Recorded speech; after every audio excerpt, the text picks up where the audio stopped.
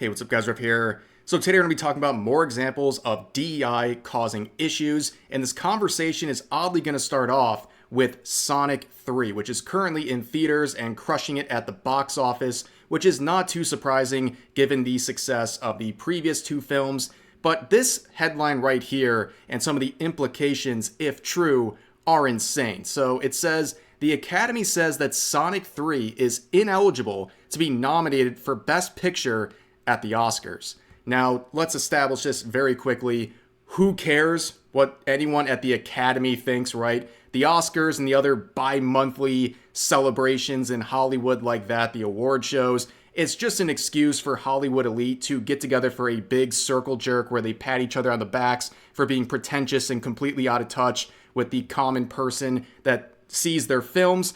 But anyways, this headline implies, and based on what we're going to see, implies the possibility that Sonic 3 didn't make this cut because of DEI-related concerns. In this case, apparently Sonic 3 not meeting certain requirements that are necessary to be on this eligibility list. So let's see this article that's being cited here. So it says more than a third of Oscar qualifying films this year are not eligible for Best Picture.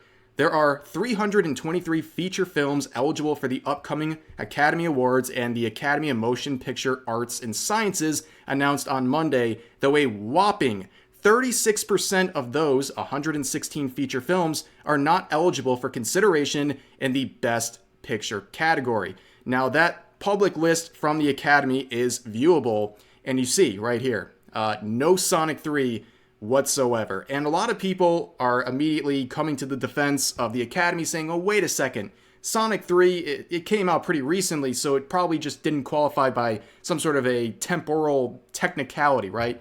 That's not true. They've had plenty of time. We'll see that directly in a second, but there is a lot of strange things going on, including Mufasa, The Lion King, making the cut. They are on the list, and they released at the same time as Sonic 3. So any sort of concern about when Sonic 3 was released has nothing to do with this process. Now, just for a second, I'm going to go on a little tangent about Mufasa, The Lion King here, because there's something very funky going on here between Sonic 3 and Disney, because for a while, it appears that Sonic 3 has just buck-broken Disney. It's a very weird story, and some people are putting on tinfoil hats and saying maybe Disney pulled some strings so they wouldn't be embarrassed by Sonic 3 again, and what they're referring to is a series of tweets from the official Walt Disney Studios account here. They've been doing this multiple times over the past couple of weeks, where they have falsely claims that Mufasa the Lion King is the #1 movie in America, which is just not true. With very basic research, as you can see in this community note, Sonic 3 has been the #1 movie in America this whole time. And they're just straight up lying. Like, Disney's coming out here and just straight up lying and coping and seething. And let me guess, I haven't even checked this. So there's hidden replies. They hide every single reply. Let's see. What's it going to look like? Aha! There it is.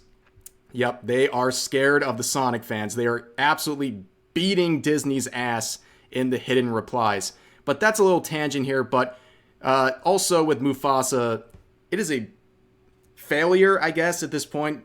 So far, it's made just under $500 million worldwide. And I didn't know this until I looked at it, but the previous installment from this franchise made $1.6 billion. That is an insane number, one of the highest grossing films of all time. So this is a very underwhelming number. And the budget was allegedly somewhere around $200 million for this movie. So by the typical 2.5 times calculation, they still haven't even broken even at this point, which is another flop for Disney. But at this point, like, Disney breaking even is actually a triumph because pretty much everything they put out there flops nowadays. But let's get back to the conversation and why some people suspect DEI was the issue at concern here. So, the discrepancy between films that have qualified for the top category and films that are eligible in other categories comes either because the filmmakers did not attempt to qualify, likely the case for several documentary, animated, or international films, or because of new eligibility rules that require Best Picture candidates to meet additional benchmarks for diversity and inclusion. This is the second year that representation and inclusion standards, RAISE, has been enforced, though they did not appear to disqualify any serious contenders in this category. Among the titles excluded from the Best Picture consideration is Bird, Woman of the Hour, Knox Goes Away, Bad Boys, Ride or Die, or the musical remake of Mean Girls, which, by the way, I saw that. That was so awful. That was a terrible movie.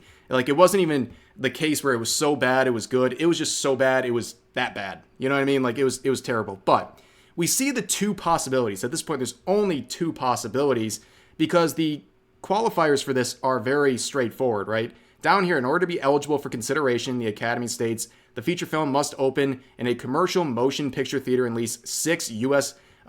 Areas, which we know Sonic 3 did that, between the period of January 1st to December 31st, which again is something that they qualify for. And then, of course, it has to run for 7 days. Again, qualified. And then the feature film must have a running time of more than 40 minutes. Again, qualified. So by all of these measures, Sonic 3 is qualified.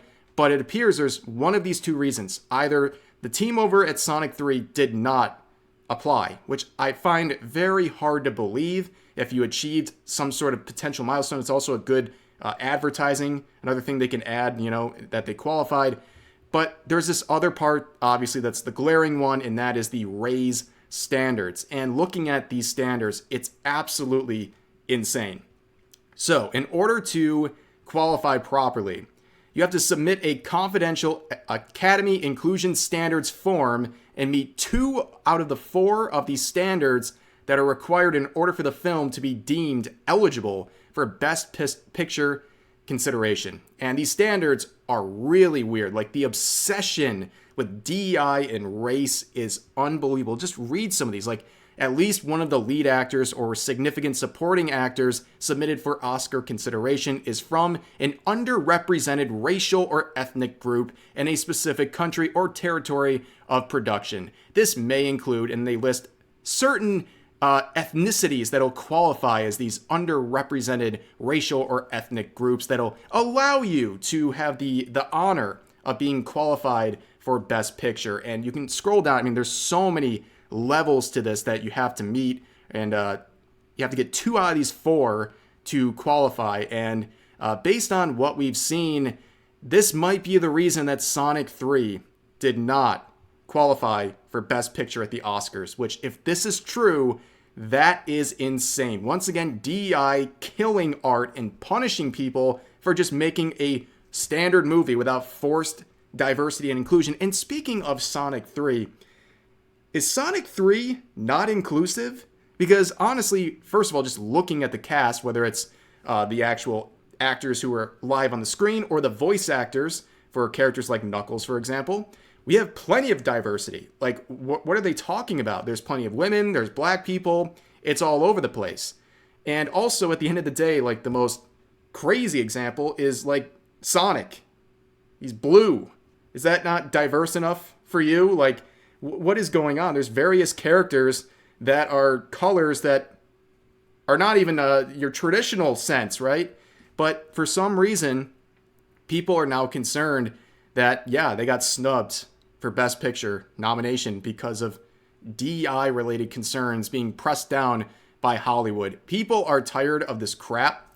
We're seeing across the board the average person rejecting DEI, not wanting it to be a part of anything that they consume. And we're even seeing a lot of companies recently abandoning DEI. I even saw an article this morning about McDonald's abandoning some DEI-related policies at their company. Whether it's legitimate, like they're actually sincere about these things or not, it seems that there is a very clear vibe shift going on right now, especially after the election or the election results where Donald Trump will be the next U.S. president. I think there's been a big vibe shift, especially with DEI. People are absolutely fed up with this. But as always, Hollywood is its own place, right? It might as well be another country because they live on another plane of existence. They're completely out of touch. It's not surprising that these things are going to be held out longer than the average comparison points in the United States and across the world.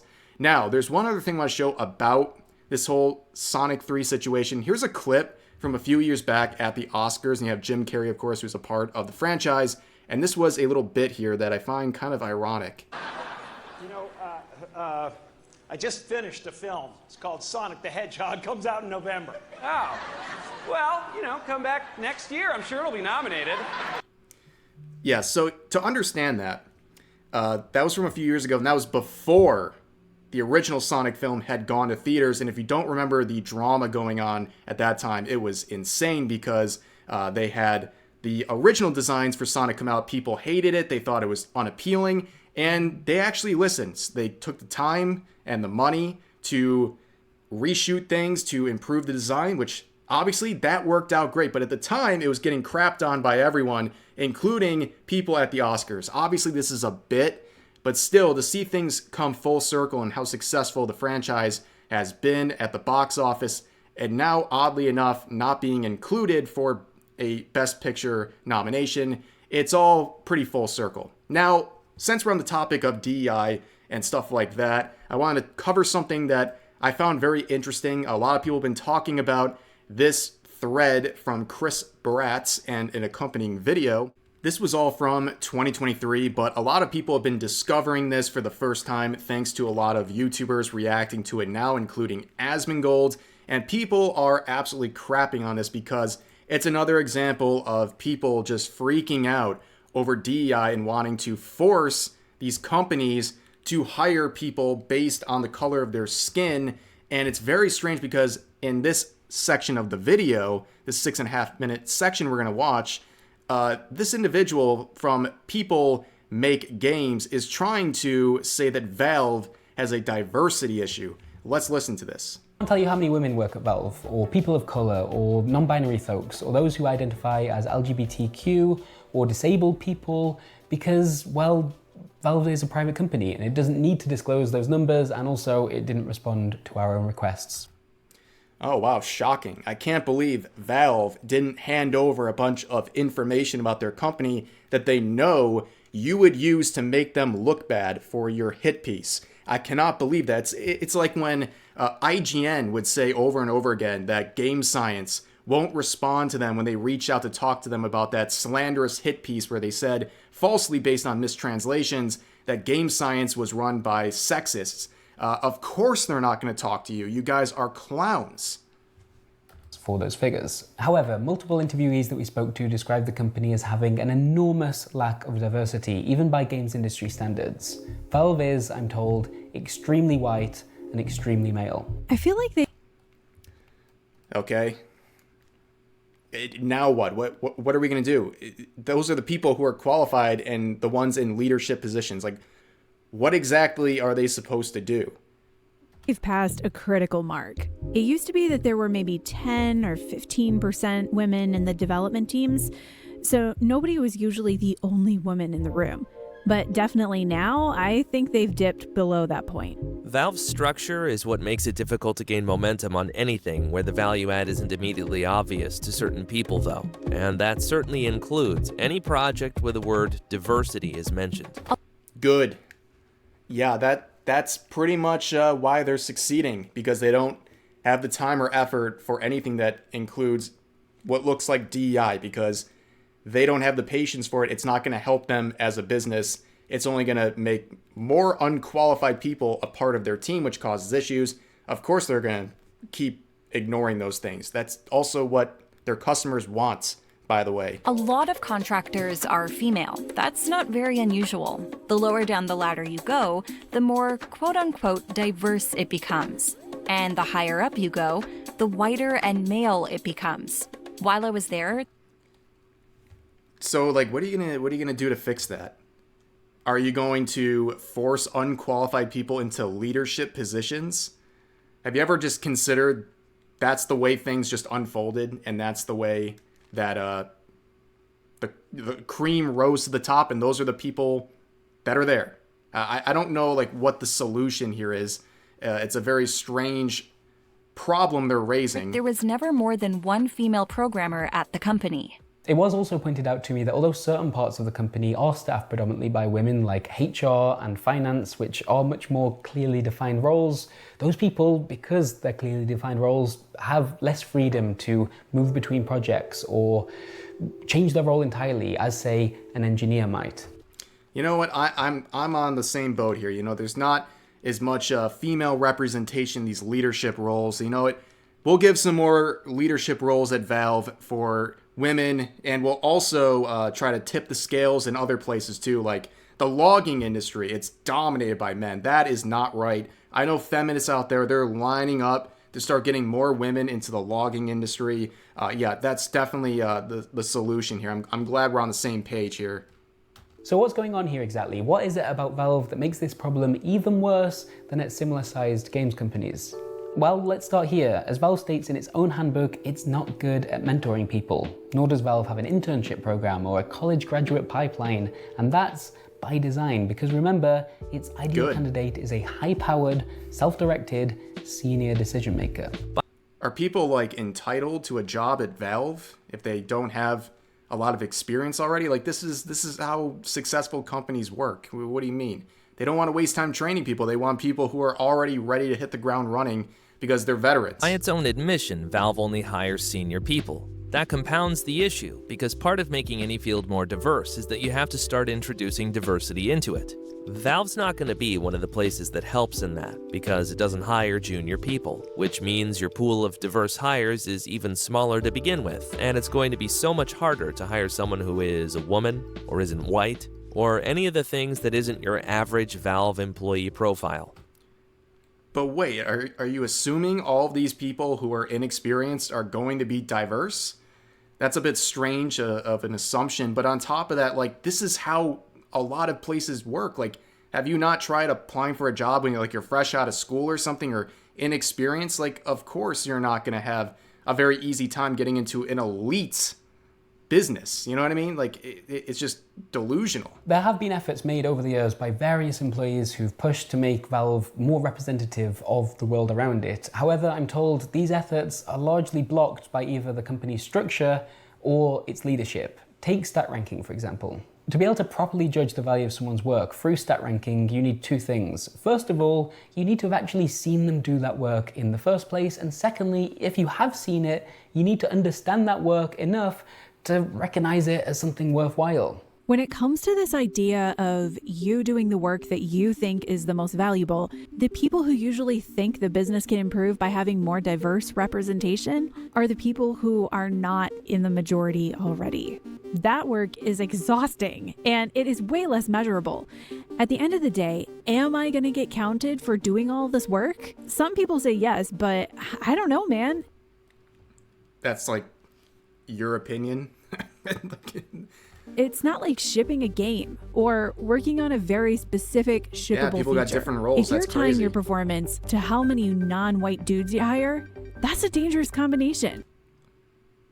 It's a weird responsibility to have. I don't think we should have people with responsibilities like that.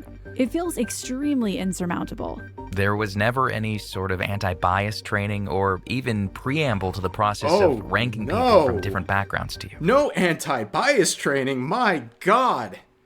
Are we living in the Stone Age, Valve? In the end, it was like, why am I fighting these uphill battles and try and make the tiniest incremental positive changes when I could be doing better and more satisfying work elsewhere? Just sounds like these people are dissatisfied with their job, you know? And that can happen at the greatest company, the most diverse company, what have you. Maybe you just don't like your job and you want to go somewhere else. Like that, this happens every second of the day. I think a number of people who have left recently came to a similar conclusion. Now, Valve is famously picky about the people it hires. As the handbook lays out, hiring well is the most important thing in the universe. Nothing else comes close. It's more important than breathing. Interestingly, anybody at Valve can be a part of the hiring process, whether they've been there for 20 years or only recently joined. You can sit in on interviews, speak to candidates, and eventually have a say on whether or not they actually end up at the company. One current employee told me they believe that part of what made this such a gauntlet for potential employees at Valve actually came down to some of the risks that were involved when you're doing the hiring. So like how they do it pretty much everywhere. Like, again, Valve is an extremely successful company. They have the luxury of hiring only the best of the best and being very selective with who they hire. This is just how things work at big companies like Valve. And there's a statistic that backs up how crazy the value of their hiring process is. It is reported that Valve's revenue per employee is estimated to be around 19 to 25 million annually, compared to other tech giants like Facebook, which is only a tiny fraction, less than 1 million per employee. So that number is insane. So whatever they're doing here, it's really working out well. And it's very odd that they're attempting to approach this whole thing by saying, look at Valve. Look how much it rejects DEI, and look how successful it is. Is that the feedback loop, the conclusion that we're supposed to be going for here? It seems a little backwards, right? It's much safer to criticize someone than it is to defend them. This is a dynamic with people in general, but it's just at Valve, so many things work this way, and this dynamic comes out more. It's easy to cast doubt on something because you can always seem more intelligent or discerning if you say, I don't know about that. Whereas if you speak out on behalf of something and say, I think this thing is really great, or I think this person is really great, you're opening yourself up to a much greater risk in terms. Yeah, when you support something, you're putting your reputation on the line a little bit. Again, why is this unique for Valve? In terms of how you're perceived by other people at Valve. Whereas if you said, yeah, I just don't think this person can cut it, you're really taking zero risk whatsoever. That's a very safe reaction to have. And of course, What is this, a daycare or something? Like, this is, again, an elite company. Of course they don't want to take risks on people. They don't have to. Going to be considered riskier, hiring someone that looks like you and sounds like you, or hiring someone from a completely different background altogether. There's nothing in That's the case with like literally every human being on the planet, by the way. Overt, sinister sense that's discriminatory about the Valve hiring process, except in the way that all hiring processes select for people that are like the people doing the hiring. However, there are two compounding problems facing Valve. I just thought you said there's like no like explicit problem. There's the existing demographic profile of Valve, but also the hiring process is so incredibly stringent and so difficult to pass people through, you're even less likely to get a diverse group of people at the end of it. To get hired at Valve, you basically have to not get vetoed by anybody you've encountered in the hiring process, and so you're saying the hole you have to fit through is so incredibly narrow. They're literally, all they're doing here is explaining that they have a stringent hiring process that requires extremely skilled and experienced people. That's like, am I missing something? What does this have to do with race? You have to prove that this bias they have is costing qualified people to lose a job opportunity. So in order for this scenario to even be relevant, there would have to be evidence showing that, let's say, a black person who's just as qualified as a white person is not getting the same job opportunity as their counterpart.